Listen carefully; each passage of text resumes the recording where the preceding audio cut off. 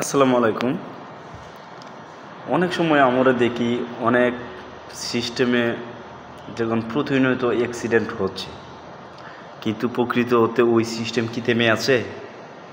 ওই সিস্টেম থেমে নেই। মনে করেন আমি পল্লী বিদ্যুৎ সেক্টরে চাকরি করি। আমার সেক্টরে প্রতিনিয়ত অনেক লাইন ক্রু বাই লাইনে বিদ্যুতায়িত হয়ে মারা যাচ্ছে, অনেক বাইক অ্যাক্সিডেন্ট করে মারা যাচ্ছে, অনেক অসুস্থ হয়ে মারা যাচ্ছে।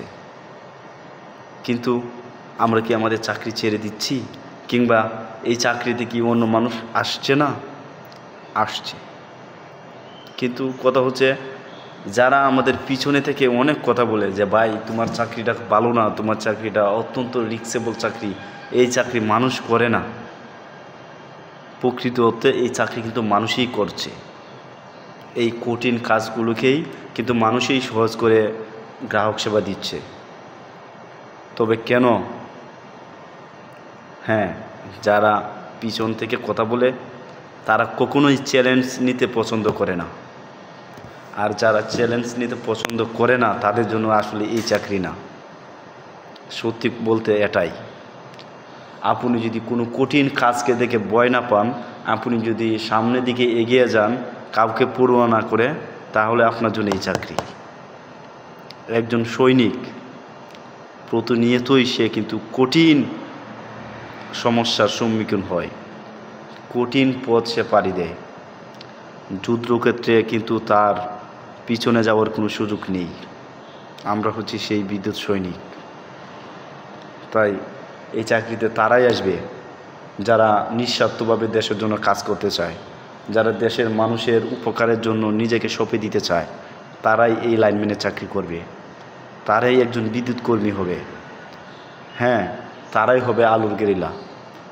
আপনি যদি আপনার মনের ভিতরে ভয় থাকে, আপনি যদি সামনে কঠিন পথকে সহজ করে নিতে না পারেন, তাহলে এই চাকরিতে আপনার আসার কোনো দরকার নেই। এখানে এসে আপনি গ্রাহক সেবা বিঘ্নিত করবেন, সেটা কিন্তু হবে না। এই চাকরিটা হচ্ছে একটি সেবামূলক চাকরি। আমরা যারা সেবামূলক চাকরিতে আছি, আমরা সবসময় চাই গ্রাহক সেবা যাতে খুব ভালোভাবে হয়, গ্রাহকরা যাতে সন্তুষ্ট থাকে আমাদের প্রতি। যদিও সন্তুষ্ট রাখা সম্ভব না, তারপরেও যতটা সম্ভব চেষ্টা করতে হবে। এই দেশ আমার, এই দেশ আপনার।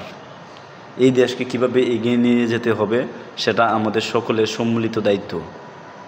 আমি একা কিংবা আপনি একা চিন্তা করে এই দেশকে কখনোই উন্নতির শিখরে পৌঁছে দিতে পারবেন না। সকলের সম্মিলিত প্রচেষ্টায় আমাদের দেশ একদিন এগিয়ে যাবে। এই কথাগুলো কিন্তু আমাদের মাথায় রাখতে হবে। তাই কোনো কঠিন কাজকে কখনোই ভয় পাবেন না। কঠিন কাজকেই কিন্তু মানুষ সহজ করে। দেখেন, অনেক বিমান কিন্তু ধ্বংস হচ্ছে, তাই বলে কি বিমান চালানো মানুষে পাইলটগণ বাদ দিয়েছে? বিমান কি উঠছে না? উঠছে। আমরা কখনোই কোনো বাধাকে বাধা মনে করব না, বরং নতুন উদ্যমে কিভাবে বিশ্বকে জয় করা যায় সেই চেষ্টায় আমরা থাকব। এবং আমরা সবসময় চাইব মানুষকে সেবা দেওয়ার জন্য, মানুষ যাতে কাঙ্ক্ষিত সেবাগুলো পান। আমরা যেই দায়িত্বে আছি সেই দায়িত্বগুলো যদি আমরা যথাযথভাবে পালন করি, তাহলেই কিন্তু দেশের মানুষ সঠিক সেবাটি পাবে। আর সঠিক সেবা দেওয়া কিন্তু নৈতিক দায়িত্ব ও কর্তব্য।